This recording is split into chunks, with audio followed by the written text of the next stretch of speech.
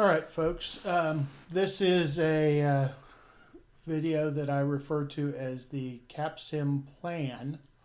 It is intended to pull together a lot of the information from some of the more theoretical stuff that we've talked about in terms of product and business level strategies and customer requirements and competitor analysis and so forth. And the thought process is basically that once you've developed a sort of a good understanding of CapSim and strategy in general and all that sort of stuff, you ought to be in a position where without ever, before you ever go and start working on a round, that you can basically map out a general plan for how you hope to proceed. And, so the way we're going to go about this, we're going to think in terms of 3 steps. First, you're going to think in terms of what a low-cost leader strategy or versus a differentiation strategy means, just in general in CapSim. And then you're going to think about what the implications are in terms of each segment, customer segment, of how that's likely to impact your customer survey score, which, if you remember, is the thing that really drives your market share, and also what sort of challenges in that segment there might be. You'll often find that either a particular strategy either doesn't map well with the customer needs and therefore you just can't get a good enough score, or that there are some other challenges that arise from trying to pull it off in that segment. A good example of that is the low end, where the average age is 7, I think, or that's the desirable age. And if you thought about trying to do that with a differentiation strategy that involves basically regularly updating your product, you're going to kill your age, which is your number one criteria. And so you'd really have to take a look at that and decide how that fits into the overall reasonableness for that segment. But anyway, so the first step, we're going to kind of walk through that. The next step, we will take the information from that and decide what we want to do in each segment. So do we want to attack, defend, or retreat in each segment? And if we're attacking, are we attacking as a low-cost leader or as a differentiator? And of course, the thought process in general is that once you've figured out what you're comfortable with and why you're comfortable with it in a particular segment, and you do that across all of them, that when you step back, you would kind of look at that and say, that looks kind of like one of the big strategies, business strategies we've talked about. So it looks kind of like I'm a broad differentiator, I'm a broad low-cost leader, I am a niche differentiator or low-cost leader, I am a focus strategy, or I am a life cycle strategy. Now, I could be wrong. You may just wind up to something that doesn't map very well to any of those, but really that's the process you go through. And the challenge is, how do you pick? We'll talk about that in the context of CapSim. And then once you've figured out what you want to do in each segment at a high level, then you can go over here, and what I want you to do is actually do your strategy by round for the first 4 rounds. Not all 8, but generally, if you think about it, everybody's sort of doing their own thing through the first 3 rounds. And quite frankly, it'll be a little bit hard for you to figure out what everybody else is doing and adjust your strategy to it any sooner than maybe round 3 or 4. And so what you're really doing is mapping out, you're sort of scripting out the first 2 or 3 rounds, and then you have an idea of what you're going to do in the 4th round, but you want to go look at what everybody else is doing at that point. So let's go ahead and we'll go through those. Again, very generally, low-cost leader in the context of CapSim, your goal is to basically keep your costs low, keep your margins at a reasonable level, and really have it reflected in your price. And that's your primary way of attacking this. Keep in mind, it's low cost, not low price, meaning you can't lower your prices till you've lowered your cost. And so the strategy would go lockstep. So first thing, you keep your price towards the low end of a range. Ideally, you're targeting a 25 to 30% margin. CapSim really wants you to have an average margin of 30% by the end, and you can get there. You could actually eventually get to where you could do very well at, say, 35, 40%. But towards the beginning, you're going to target 25, 30% of margin so that you can start to establish a declining price as the investments you make to lower costs start kicking in. You're going to move your MTBF to the low end of the range, whatever that range is. You're typically going to position not at the ideal spot, maybe a little bit behind it, because the more aggressive you are in your positioning, that also raises your material costs. You're going to do, I say, the minimum necessary for the age requirement. For most of these, other than low end, the age requirement is 2 years or less, and so you're going to want to reposition often enough to keep the age where you want it to. But you aren't going to do anything more than you need to do if you're only doing it for age. And so if you think about it, I can make a very small adjustment in positioning and it'll still cut my age in half if that's what I need to do. Flip side, I may need to not reposition if that will help me with age, for example, in the traditional segment. I would say that you want to try and get your awareness up relatively quickly, somewhere into the 75% range, and then just spend enough to maintain it. Logic there is that every round you're going to lose a third of whatever you have, and you're going to have to spend at least enough money to bring that back. If you target 100% awareness, particularly in the early rounds, then you're going to have to pay to replace 33% every round. Whereas if you target at 75, you're only having to pay to replace 25%. So you're saving a little bit of money there. Now, in later rounds, when it's not such a profitability issue, you might be able to bump this up to 80, 90, 100%. There's real value to that, but that's kind of where I think you should start. In terms of products, you should think about doubling up on products, primarily because having more than one product in a segment helps you in terms of your sales budget, and so it really is cost-driven. You should go ahead and plan to invest in automation as soon as you can to lower labor cost, invest in HR to lower labor cost, invest in TQM to lower overall costs. That will be labor and materials. And probably target about 125% plant utilization. CapSim wants your plant utilization to between 100 and 180%, I believe, in order to get the maximum score.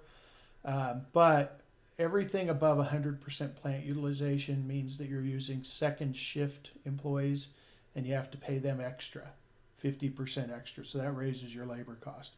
So in a low cost sort of strategy, you keep your plant utilization relatively low.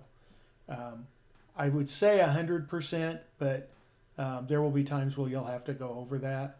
But think about it in terms of that. In terms of what that implies, if you were going to do something low cost, first thing we look at is our customer survey scores. If you thought about it, and I'm sure you have, let me kind of pull this up real quick. Sorry. Just pulling up a courier from something else. Let's see. So this is a first round courier from one of the demos that I have done, and it's relatively similar to y'all's. And basically, if you were to go down to the traditional segment in it, you could see these weightings. So age is worth 47%, right? Price 23%, all those sorts of things.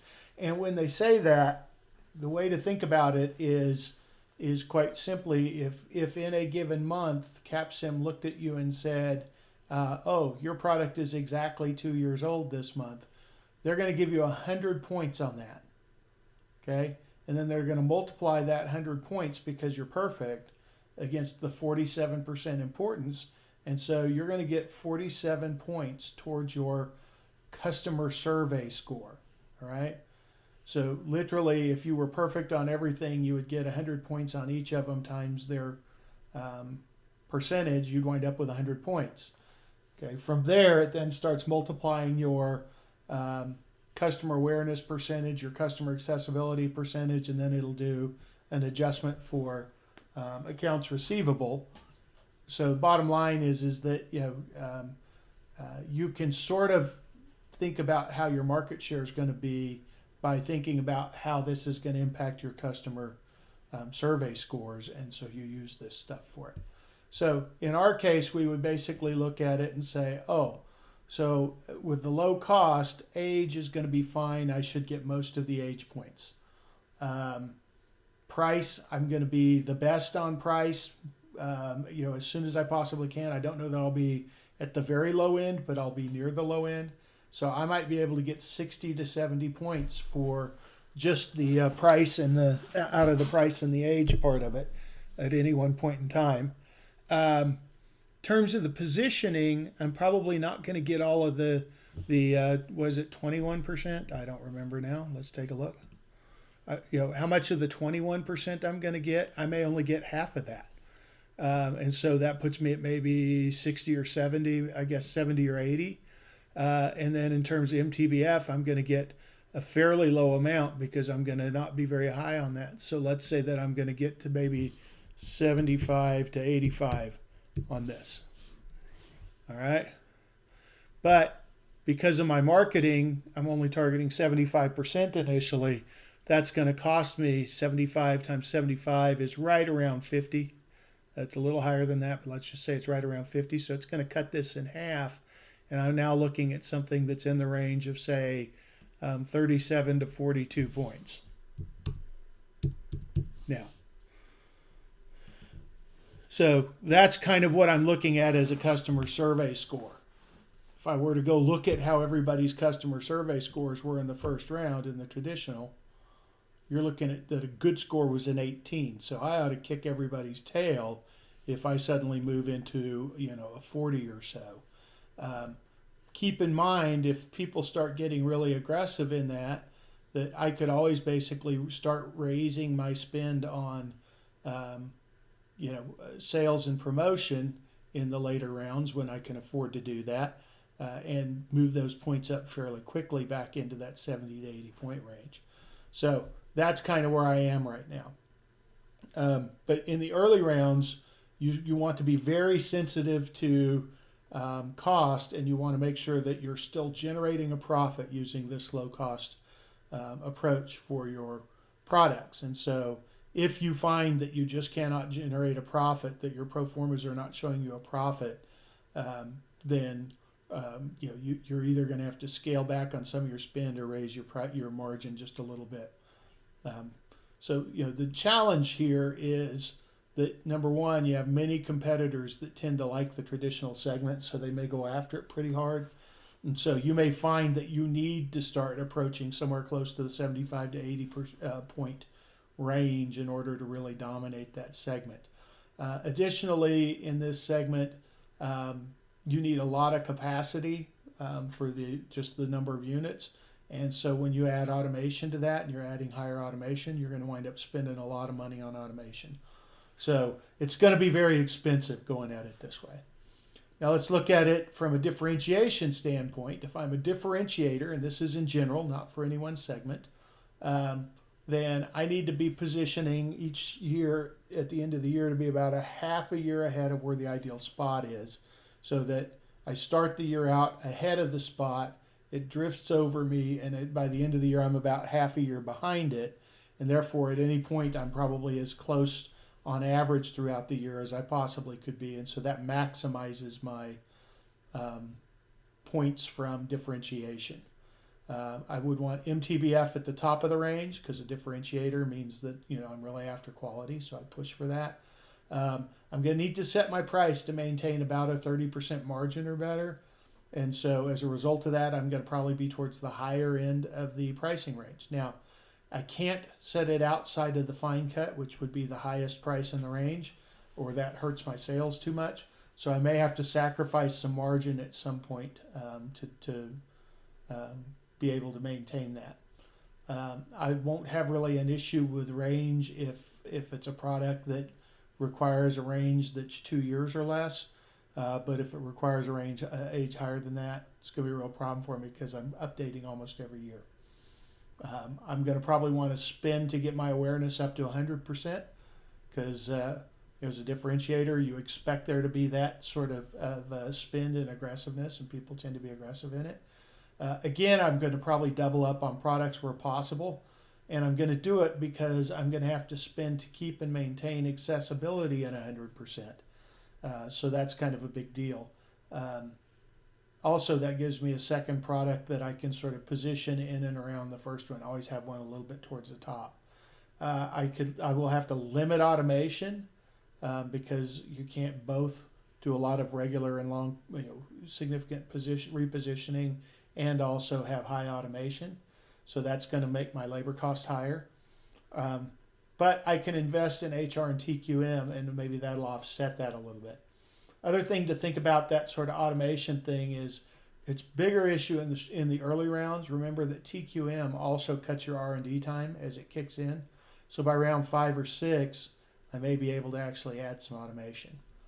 But for the traditional segment, if we went back and thought about what all that means, again, I'm going to kind of pop up my report here. In the traditional segment, again, we think we're going to be reasonably okay with age, so let's call that 47 points. We're not going to do good on price at all, so we're going to be lucky if we get, we can probably look down here and sort of see, these are high end of the range type prices, and they're getting whacked pretty good. So, we may only get 4 or 5 points out of that, so maybe that gets us to 50 points. We should do okay on the ideal positioning. Remember, you won't be perfect every round. It's impossible to be perfect every month of this. So out of the 21% that you're going after, you might pick up 15 of it, right? So you're now up to maybe 65. You should pick up everything on the reliability, so you're now up to maybe 75. Okay, so you're now looking at this that overall you could be 65 to 75 points. And you're maxing out both of your marketing. You're trying to get them to 100. So you could see that you could get yourself into the 65 to 70 point range and just sort of hold it. Again, if you're a differentiator, you expect that, because remember, as a differentiator, you're basically going after the high-end demands of your products, of your customers. Now, so what's the challenge with this? Biggest challenge is it's going to be hard with all of that spend that you're talking about doing, and positioning yourself so you got higher material costs, lower automation, so higher labor costs, all that. It's potentially difficult for you to maintain the 30% margin with that and still stay inside the fine cut of pricing. And so, that may get better when you can add some automation and the TQM kicks in, but the bottom line is that there is a chance with this strategy that what you're really looking at is having high points, and so getting a decent market share out of it, and then actually having not nearly as high of a margin, and ultimately winding up losing money on it. But once you kick all of your SG&A costs for marketing and your TQM cost and all that sort of stuff. So it's sort of an iffy differentiation strategy, just because it really is going to put pressure on your margins. But it's kind of interesting. A lot of people think the traditional segment you can really only go after with a low-cost leader strategy. This suggests that you might be successful with a differentiation strategy. Now, again, I leave it to you to go through that same thought process and kind of math for the other 4 segments, and kind of build out for yourself what you think that implies. Key thing is that once you've done that, you're going to kind of look and say, there's some of these trade-offs that I like really good. So one particular, a product strategy in a particular segment that you feel like you like that a lot. And you might like that for a lot of different reasons. One could be that you just think it's going to work. One could be that it's the things that you would have to do to be successful with it, or things that you are comfortable that you know how to do. That you have some experience with, whatever that is. Or it may be that, you look at that and you're basically saying, based on what I've seen so far, I got a feeling that nobody else is going to try that one. And so that may just be a wedge where I really have an opportunity. So you're going to pick out the ones you like. And that's a combination of, so do I like, this one or this one? Do I like this one or this one? So I either like the low cost or the differentiation. I guess technically, if I have two products in one segment, if I decide to do traditional two products, I could say I'm going to do both in there and see how that works. But anyway, so that's you kind of pick out what you're going to do there, and that's going to result in you going basically and saying, I'm going to either attack, defend, or retreat in each segment. And I'm going to attack low-cost leader. Now, again, if I'm going to put two products in there, I could say one at low-cost leader, one at differentiation if I want, or both at differentiation or whatever. But you want sort of this general idea of what you're going to do. Key thing you're looking at this point, this is not rocket science.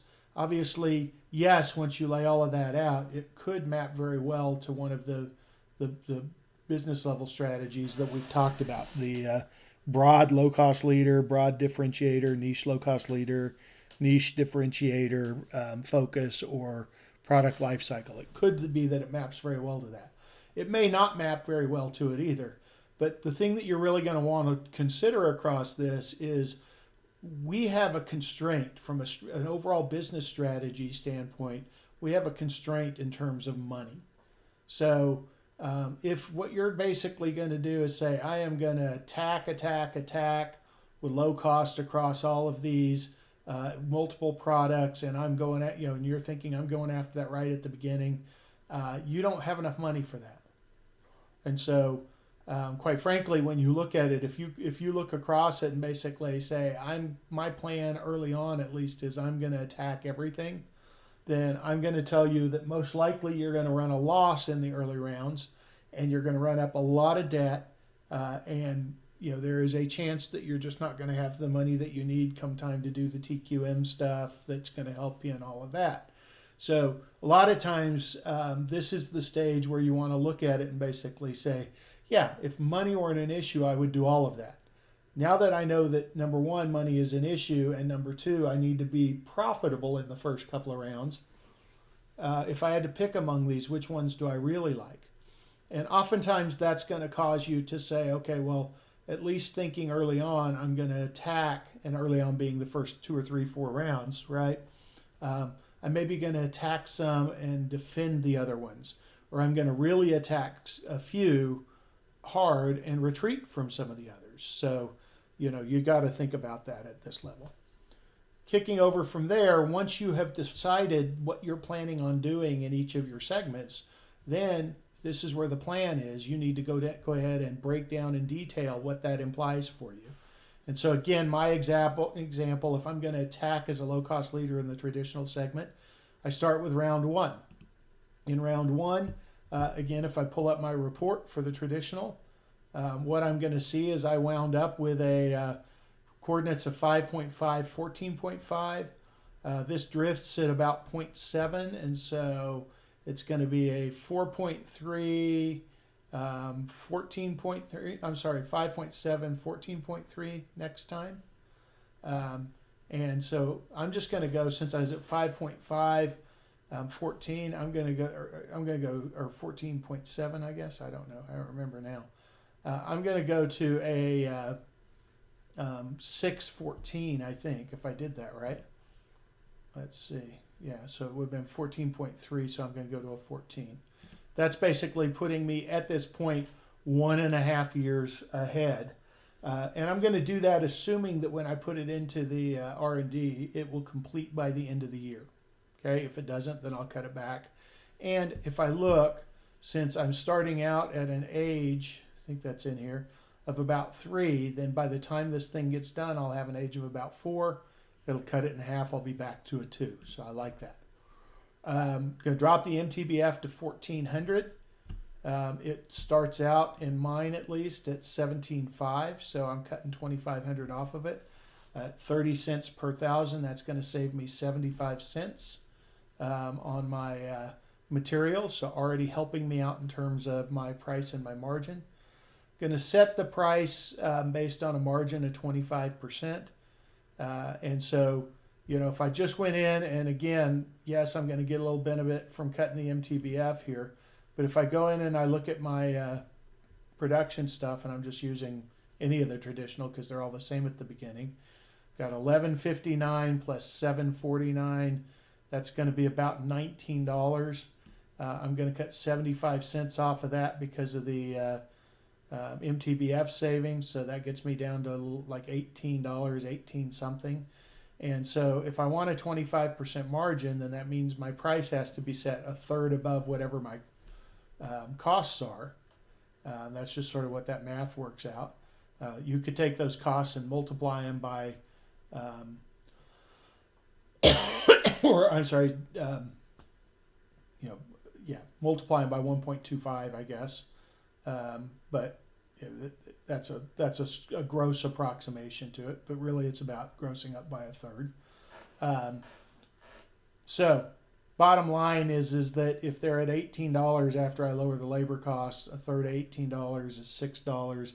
Add it to it, I'm looking at a price of somewhere around $24, $25. You can see that the prices right now, everybody's at $28, so that's a pretty big drop. And $24, $25 puts me towards the lower end of the price range. So I would be coming out of the gate with that strategy being very aggressive on price. I'd come out of the gate being pretty aggressive on age because I'd be right in the range on that. I'd be really aggressive on ideal position, so I'm coming out strong. I would not be real aggressive on MTBF at that point, but I'm getting the benefit of the age. In terms of the marketing on promo, I'm probably going to target to about 75%. And so that implies, since I started out at, again, I'm going through the math on this kind of quick for you. If I start out at 55%, I'm going to lose about a third of that. So that's going to take me down to about 36%. I have to add 40% roughly to get into the 75% range. And a $2,000 spend is going to add 45%.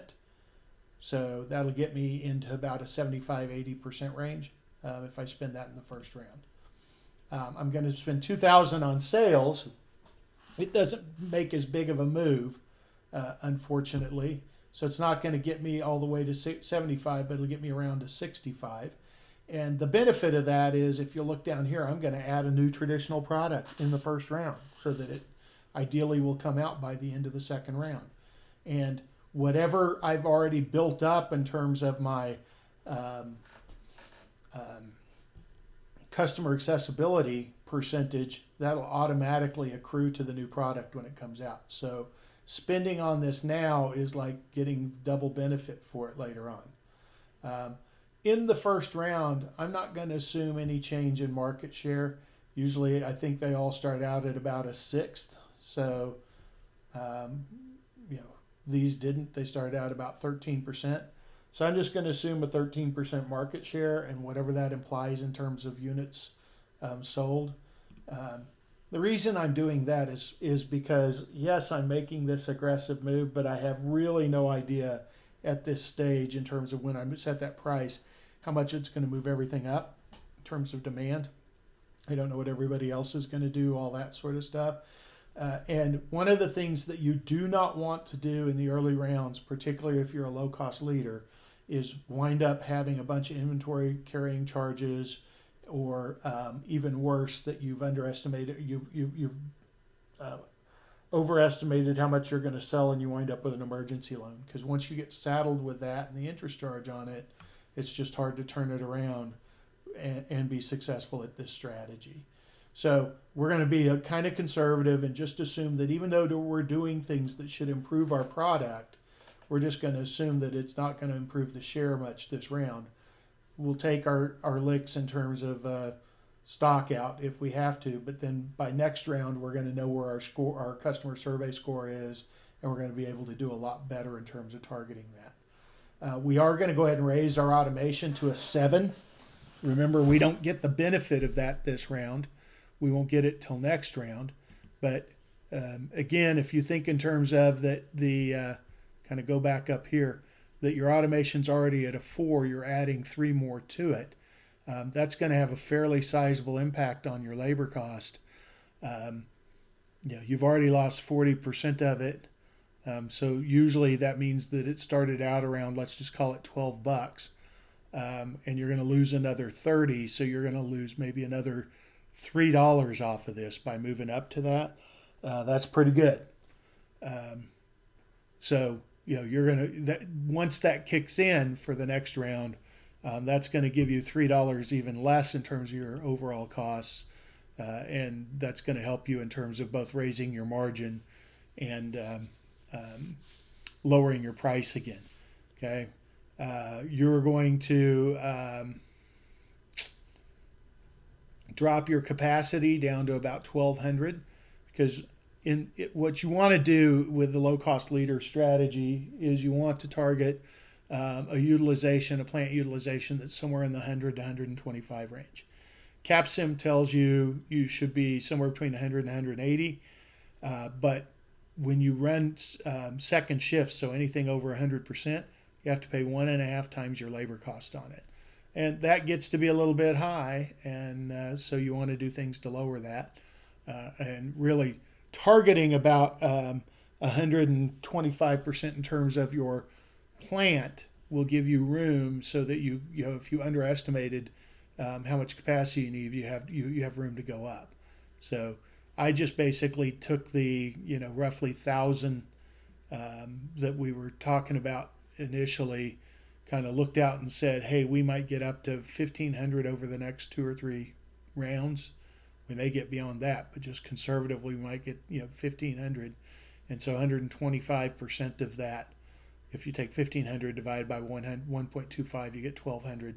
So that's how I came up with it. And then we're going to add a new product. And what we're going to do is we're going to set it also with a capacity of 1,200. We are going to set it to automation of 3 because we need it to come out relatively soon. MTABF 1400, and we're going to set the specs so that it is as positioned as it can be into that segment and still arrive by the end of round 2. Okay, so that's kind of our strategy. Now, if we start having trouble getting it in at the end of round 2, then we may have to take a different look at it. But generally speaking, I think that'll fit. So then by round 2, we're now looking and basically saying, so let me get this straight. My automation will have kicked in. MTBF's already sort of set up. The pricing is sort of working the way it's supposed to. I don't have my second product in yet, but the second product should be in by the end of the year. So second product should arrive at end of year. So nothing to do yet, right? I'm going to keep the price around the 25% margin still until I can again verify kind of what's going to go on in terms of my overall share. Once I see what other people are doing and I get my marketing spend under control and all that sort of stuff, I'll start creeping that thing up. You'll see me creeping it up towards in the later rounds, but I'm going to keep it here at this point. Going to keep the marketing spend in terms of promo where it needs to be for the old product. That keeps me about 75%. I have 2 products in the segment at this point, but technically the second one hasn't released. And so I'm actually at this point having to rethink this. I'm not going to do that second spend yet. Instead, I'm at 65%. I'm going to lose about 22% from that. And I'm going to have to spend $2 million pretty much just to hang on to that 22% that I'm going to lose, call it roughly 22%. So I'm going to have to spend the $2,000, and that's to keep me at 65. Okay, so just not going to do that yet.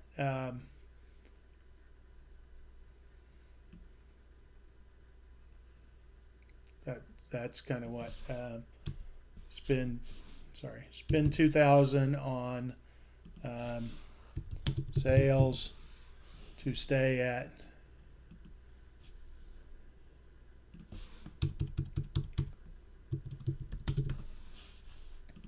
and that's kind of how that goes. All right, so we'll hit that. Automation benefit should kick in again, so we might at this point, it's really kicked in, so we ought to be able to lower the price in a way that keeps us at a 30% margin may actually mean we raise price a little bit. And I need to start looking ahead by round 3. Sorry, I'm still in round 2. Excuse me. So I'm still going to assume only about a 1. It should be about, let's just call it a 1/5 market share in this round on the old product. And remember, the new product hasn't launched yet. Okay. It is important that I make sure that I have the capacity and everything ready for that new product. Technically, I guess I could have waited till round 2 to add it, but excuse me, but I didn't. So there you go. So that's a possibility, is I could shift it to round 2. I could also go ahead, if I'd already added it, and bump the automation on the second product up now because I got some money for that. But anyway, so the second round is really about let me make sure that I'm doing what I need to do with the old product to start getting my market share up, and let me make sure that I've taken care of everything I need to do so that the new product is ready to start selling right at the beginning of round 3. Round 3, this is when you can basically, don't worry about repositioning either of the products. You want them to go ahead and get a little bit older. And remember, with this, you don't care if they're right on spec. You're going to start cutting back on your spend. You're only going to spend, you have 2 products now in the segment. They're both out there. Only spending $1,500 each on sales to get you up to about $7,500 or 75%. The automation benefits, you should basically, since you did in round 2, the automation for the second product, you got both of them at this range of 7 in round 3. And so you should be able to achieve 30% margins and still have very low prices at that point. And you're really going to start in round 3. You've got enough information from one of your products, the old product in round 2, to have a pretty good idea what market share would be with 2 products out there by round 3. So now you can really start working on getting your forecast better, and instead of using just sort of a rule of thumb, really going through the process of properly estimating forecast. And quite frankly, I would probably still be a little bit conservative on my forecast just because I've got that other new product out there. But you'll see where that's going. Terms of the round 4, as an example, I might say, okay, I'm going to go ahead and do a repositioning. That's going to keep the product sort of current, and it's going to keep the age in line. I'm going to do the spend on each of promo and sales, kind of gets me where I want it to do. Really, the big shift for here is twofold. One is I'm going to start now looking at what other competitors' material and labor costs are and see how I stack up to them on the traditional product.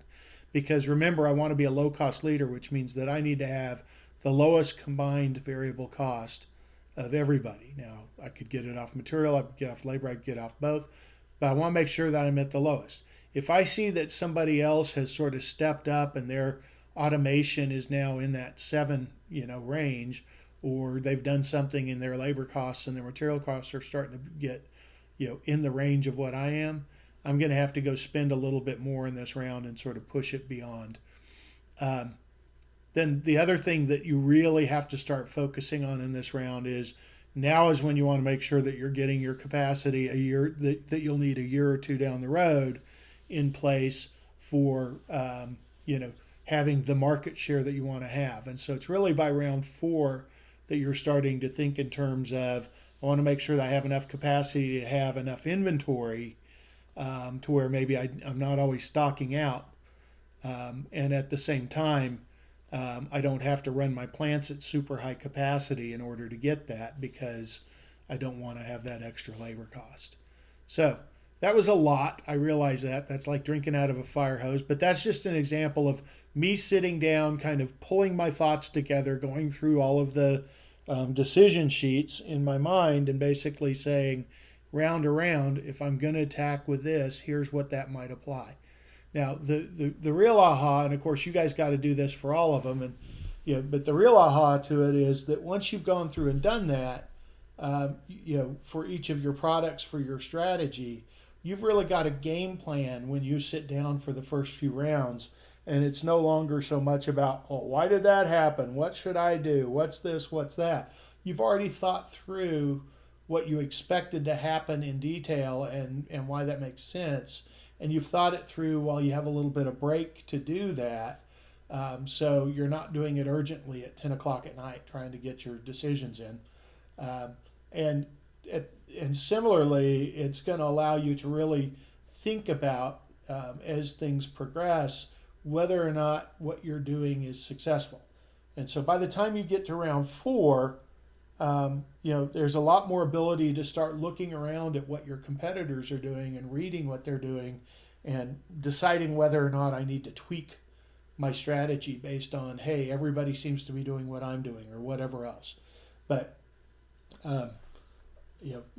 it's really not until then that anybody has enough information. So honestly, the real idea here is if I have a good strategy and I execute it well, and I execute it quickly, I might develop in some of these what's called a first mover advantage, and that very simply means that I went after a segment aggressively in a particular way first. I created a real distance between myself and everybody else, to the point that by the time they realized what was going on and they looked around, I was so far ahead that they were like, I don't even want to try and compete in this segment with them. At this point, it would just take too long and too much money to catch up. I'll shift my interests elsewhere. And so really one of the advantages of having your strategies in mind and being able to maybe concentrate in on one or two segments and really go after them hard in the early rounds is that you can almost put a flag in that segment and basically say, I'm claiming this for myself, and if anybody wants to come take it, they're going to have to take me down first. And a lot of times that, for depending on who your competitors are, a lot of times that will be enough for them to basically say, you know what, I think I would do better elsewhere anyway, you can have that. So that's kind of the thought process here, and I hope you find that useful. My challenge to you is this, and you'll see that in the assignment. I do expect before we start the next set of practice rounds that you have actually gone through, done this process, steps 1, 2, and 3, developed a plan with these kind of details in it, and that you will have to turn that into me. And so, that's kind of what I'm expecting at this point. All right. I don't do that to be a jerk. I do that because because this takes a little time. It's hard. But I want you to do it. I think you'll find that it's very beneficial. So thank you guys, and good luck.